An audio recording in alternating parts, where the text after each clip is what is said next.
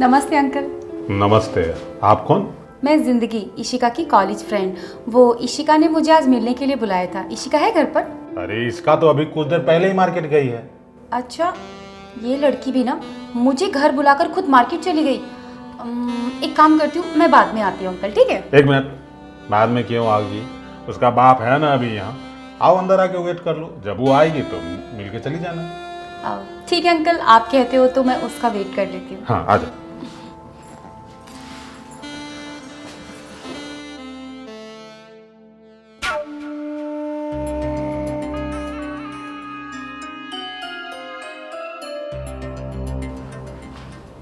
खड़ी क्यों हो? बैठो। कोई बात नहीं अंकल, मैं यहीं ठीक हूँ। अरे मेरी बिटिया तुम्हारे नाम का इतना महिमा मंडन करती थी कि जिंदगी ऐसी है, जिंदगी वैसी है, हर एक क्लास में टॉप आती है, हर एक सब्जेक्ट में 100 का 100 मार्क्स लाती है। मैंने अपनी बिटिया को कई बार कहा भी था कि अरे अपनी सहेली का जिसका इतना तू गुणगान करती है एक बार बुला के ले आ, लेकिन वो कभी लाती ही नहीं थी। लेकिन आज अच्छा संजोग है कि तुम आ गई घर पे। तुम्हें देख के आज मुझे बहुत अच्छा लगा। मुझे भी अंकल आपसे मिलके बहुत अच्छा लगा। अच्छा अंकल, मैं ये कह रही थी कि जब तक इशिका आती है मैं उसके रूम में जाके उसका वेट कर लेती हूँ और मैं देख लेती हूँ उसने नोट्स वगैरह तैयार किए हैं या नहीं। उसका रूम कहाँ है? उसका रूम ये सामने है। अच्छा वो वाला? हाँ ठीक है अंकल। ठीक। क्या बात है यार, मेरी बेटी की सहेली इतनी खूबसूरत है। वैसे भी मैं अपनी बेटी की शादी कर दूंगा तो उसके बाद मेरी देखभाल करने के लिए कोई है ही नहीं। और अच्छा ये उसकी सहेली है। बेटिया बताती थी कि इसके परिवार में कुछ आर्थिक समस्या चल रहा है।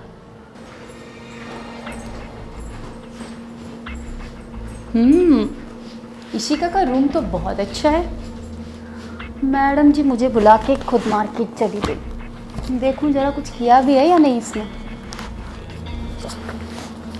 इस मौके का फ़ायदा उठाता हूँ, एक काम करता हूँ, इसको थोड़ा सा आर्थिक प्रलोभन दूंगा, उसके दुख को मैं दूर करूँगा और अगर मेरी बात बन जाएगी तो ज़िंदगी भर उससे अपनी तकलीफ़ दूर करवाऊँगा।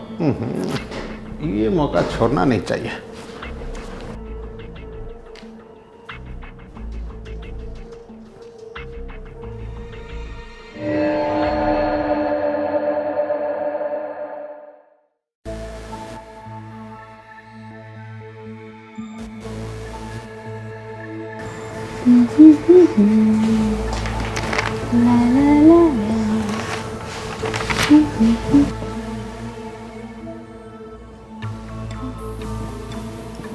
जी अंकल, आप यहाँ? कुछ काम था क्या आपको? हाँ जिंदगी, समझ लो कि कुछ काम ही था। वैसे तुमसे एक शिकायत है। शिकायत? वो कैसी? एक बात बताओ, मेरी बिटिया की सहेली हो तुम, हाँ? उससे तो इतना मिलती जुलती हो, लेकिन तेरे दिल में एक बार भी इच्छा नहीं हुई कि उसके बाप से भी जाके मिल ले? अंकल मैं तो हमेशा कहती थी उससे कि कब मुझे अपने पापा से मिलवाएगी, कब घर लेके जाएगी। बस टाइम भी नहीं मिल पाता था, घर से कॉलेज, कॉलेज से घर। सॉरी, लेकिन आज तो आ गई ना। हाँ, इसलिए तो आज मेरा दिल बहुत ही बाग बाग है, मतलब बहुत खुश हूँ, प्रसन्न हूँ तुमसे। वैसे पढ़ाई लिखाई तो तुम लोगों का काफ़ी जोरदार चल रहा है। पढ़ाई लिखाई के बाद क्या करने का प्लान है? अभी कुछ प्लान नहीं किया है, जो भी करूँगी। जॉब करोगी? अरे तुम जैसी खूबसूरत और डैशिंग गर्ल जॉब करेगी अभी 10-20 हज़ार रुपया के लिए? एक बात बताऊं, सच्ची बोलता हूं, अगर तुम मेरा सहयोग करो तो मैं तुझे लाखों रुपया महीने दे सकता हूं। वो कैसे अंकल? मैं कुछ समझी नहीं, आप कहना क्या चाहते हो, खुल के बताओ। हाँ देख, अभी मेरी बिटिया भी नहीं है और मैं तुमसे खुल के ही बात करना चाहता हूँ।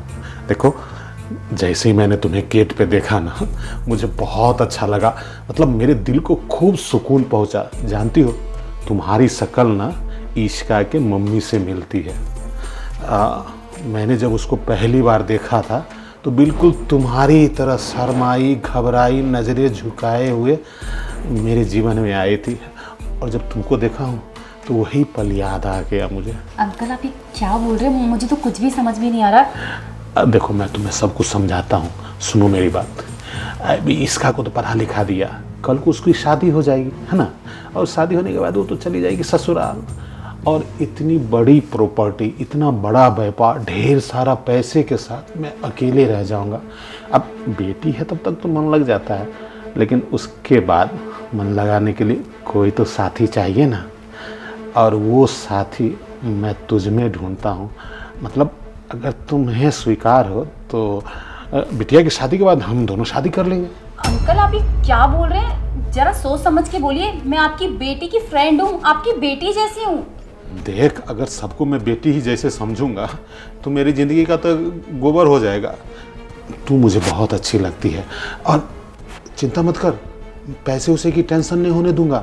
अरे शादी होते ही मैं अपनी सारी प्रॉपर्टी तुम्हारे नाम ट्रांसफ़र कर दूंगा, समझी? अरे चुप करो अंकल, जो मुंह में आ रहा है बोले जा रहे हो। मैं चुपचाप सुन रही हूँ सिर्फ इसलिए क्योंकि आपकी बेटी मेरी बचपन की फ्रेंड है, वरना अब तक तो मैं आपके मुंह पर ऐसा तमाचा मारती कि गूंजना पूरे घर में गूंजती। मैं जा रही हूँ यहाँ से। अरे कहाँ जा रही है? सुन, इतना गुस्सा होने की ज़रूरत नहीं है। तुम्हें मेरी बात मान लेनी चाहिए, इसमें तुम्हारा ही फायदा। सुन, कल को तू भी शादी करेगी कि नहीं? अब शादी करेगी तो पता नहीं तेरा पति कैसा होगा, दारूबाज होगा, औरतबाज होगा, भिखारी होगा, गरीब होगा। और तू मेरे बारे में तो जानती ही है ना, इतना पैसे वाला हूँ और तुम्हें दिलो जान से प्यार करता हूँ। मेरे प्यार को ऐसे रिजेक्ट करके मत जाओ। जुबान संभाल कर बात करो अंकल। अगर आपकी इस हरकत के बारे में मैंने इशिका को बता दिया ना, तो वो बेचारी तो शर्म से मर जाएगी कि उसका खुद का बाप उसकी सहेली पर गंदी नजर रखते हैं। छी, मैं जा रही हूँ यहाँ से। सुनो, कहाँ जा रही है? लगता है मेरी शराफत भरी भाषा तुझे समझ नहीं आई। अब मैं दिखाता हूँ कि मैं कैसा हूँ। तू मेरे घर में आई, मेरी बात रिजेक्ट करके जाएगी। अगर तू मेरी पत्नी नहीं बन सकती लाइफ टाइम के लिए, तो आज तो तुझे अपनी पत्नी बनाऊंगा। अरे छोड़ो मुझे अंकल, छोड़ो मुझे। क्या करे, पागल हो गए हो क्या? अरे कैसे छोड़ो मुझे, छोड़ो अंकल। पापा, इशिका, इशिका, अच्छा वो इशिका तुम आ गई। ये तुम्हारे पापा मेरे साथ जबरदस्ती करने की कोशिश कर रहे थे। तुम तो कहती थी कि तुम्हारे पापा बहुत अच्छे इंसान हैं, लेकिन छी, ये तो बहुत गिरे हुए इंसान हैं। बेटिया, तेरे ही सामने तेरी सहेली तेरे बाप को गिरा हुआ इंसान बोल रही है और तू खरे खरे तमाशा देख रहे। अरे मार एक थप्पड़ मुंह पे उसके। थप्पड़ उसके नहीं पापा, थप्पड़ आपके मारना चाहिए। मुझे मालूम है कि कौन सही है कौन गलत है। मैं जैसे रूम में घुसी हूँ उसके ऊपर आप झुके हुए थे, ना कि वो आप पे झुकी हुई थी। अरे मेरी नादान बिटिया, अपने दिमाग का ढक्कन खोल। तुझे क्या लगता है तेरा बाप किसी भी लड़की के साथ इस तरह बदतमीजी कर सकता है? तुझे नहीं पता तेरी सहेली की असलियत क्या है? ये मुझे बोल रही थी कि बिटिया की शादी कर दीजिएगा, उसके बाद तो आप अकेले हो जाएंगे, फिर इतनी बड़ी प्रॉपर्टी, इतना बड़ा व्यापार, ये सब का क्या होगा, इसके संभालने वाला कौन होगा? और वो हम लोगों को अच्छे तरीके से जानती है, तो बोल रही थी क्या बिटिया की शादी के बाद आप मुझसे ब्याह कर लो, हम सब कुछ संभाल लेंगे। बस करिए पापा, झूठ पे झूठ बोले जा रहे हैं और मैं सुने जा रही हूँ। आपको बिल्कुल भी शर्म नहीं आ रही है? हाँ, मेरे कान थक गए आपके झूठ सुन सुन के, लेकिन आपकी जबान नहीं थकी। मम्मी के मरने के बाद तो आप इतना फ्री हो गए हैं कि जो मर्जी सामने आ जाए आप सब पे लाइन मारने लग जाते हैं। उसमें आप ये भी नहीं देखते कि कौन आपकी उम्र की है, कौन आपकी उम्र की नहीं है। आपको फर्क ही नहीं पड़ रहा। आपको तो सीधा लाइन मारना है। बस आपको ऐसा लगता है कि आज मेरा ब्याह हो जाए और आज मैं अपना घर बसा लूं। अरे तो इसमें गलत क्या है? हाँ, तू नहीं चाहती है कि तेरी शादी के बाद तेरे बाप का भी घर बसे?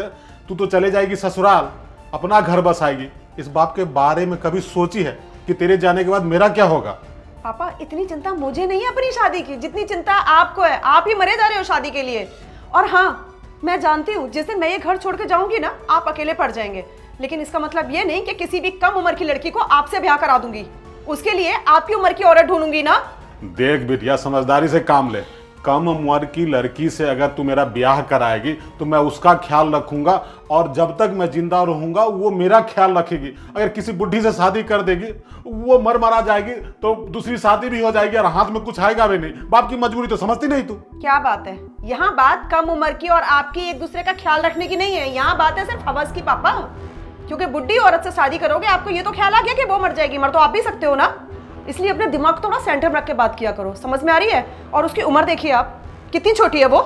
आपकी बेटी की उम्र की है। और अपनी उम्र देखिए, सफेद बाल हो गए लेकिन आपकी हवस कम नहीं होती है, दिन ब दिन बढ़ती जा रही है। पता नहीं जवानी में मम्मी ने कैसे गुजारा किया होगा आपके साथ। मुझे तो शर्म आती है कि आप मेरे पापा हो। अच्छा, अब तुझे शर्म आने लगी है कि मैं तुम्हारा बाप हूँ? लेकिन बाप के दुख के बारे में तूने कभी नहीं सोचा बिटिया, सिर्फ अपने सुख के बारे में सोचती रहती है, समझी। अरे अगर बाप के दुख के बारे में तुझे जरा भी ख्याल होता ना तो मेरे हाथ पीले करवा देती तू कितने दिन पहले ही, लेकिन नहीं। पापा इसे दुख नहीं, इसे हवस कहते हैं। आप अपनी हवस को, आप अपनी इस तरह की इच्छाओं को दुख का नाम मत दीजिए, ठीक है। मुझे भी मालूम है क्या चल रहा है आपके दिमाग में। कम से कम एक कम उम्र की लड़की को छोड़ देते, आपकी इज्जत भी बची रहती और आप शादी भी कर लेते। अरे मान गए मेरी नानी, मुझसे बहुत बड़ी गलती हो गई, समझी। अब इस बात को यहीं पे मिट्टी में डाल, समझी। इस तरह अगर चिल्लाएगी सोसाइटी वाले सुनेंगे ना, मेरी थू हो जाएगी, समझी। अरे आपकी थू होनी चाहिए पापा। मुझे आज तक ये समझ नहीं आ रहा कि सोसाइटी वालों की आंखें बंद है या तो उनका दिमाग खराब है, क्यों वो आपका चेहरा नहीं देख पा रहे। और अब जब मैंने देख लिया ना, मैं बताऊंगी सबको। क्या कर रही, तेरा दिमाग खराब है क्या? क्यों अपने बाप को जीते जी मारना चाहती है? तू नहीं चाहती कि तेरा बाप कुछ दिन और जी ले? लोगों को बताएगी, ठीक है माफ कर दो, मुझसे गलती हो गई, आज के बाद मैं ये हरकत नहीं करूंगा। अब तो ठीक है ना? इशिका, मैं अपने घर जा रही हूँ और हाँ, आज के बाद मैं तेरे घर कभी नहीं आऊँगी। और अंकल, आपको शर्म आनी चाहिए। अपनी बेटी की उम्र की लड़की के लिए आपके मन में इतनी गंदी सोच है। ये तो आप इशिका के पापा हैं, इसलिए मैं आपके खिलाफ पुलिस में कंप्लेन नहीं कर रही हूँ, वरना आप जीवन भर ना जेल में चक्की पीसते। मैं जा रही हूँ। रुक जा तू। सुना आपने, ये इमेज है आपकी और यही इमेज ना सबकी निगाहों में होनी चाहिए। आज उसने आपके सामने सच्चाई उगली है ना, यही सच्चाई मैं और ये मिलके दुनिया को बताएंगे। रुक जाइए, आपने बहुत बोल लिया, बहुत बकवास कर ली, मुझे आज बोलने दीजिए। आपने हमेशा मुझे छोटा करके चुप करा दिया, लेकिन अब और नहीं। आप जैसा बाप भगवान ना करे कभी किसी लड़की को मिले। आज से आप मेरे लिए मर गए और मैं आपके लिए मर गई। कर देना मेरा अंतिम संस्कार। जा रही हूं मैं। अरे तेरा दिमाग खराब है क्या? दो कौड़ी की सहेली के लिए अपने बाप को छोड़ के जा रही है? भगवान, मेरी मती मारी गई थी कि इसकी सहेली पे मैंने लाइन मारा। अरे लाइन मारा, दिया तो जला नहीं, बल्कि मेरे घर का अंधकार में डाल के चली गई बिटिया। अगर ये बिटिया बाहर जाके मुंह खोलेगी तो मैं तो कहीं मुंह दिखाने के लायक नहीं रहूंगा। कम से कम बिटिया को तो मनाना पड़ेगा। बिटिया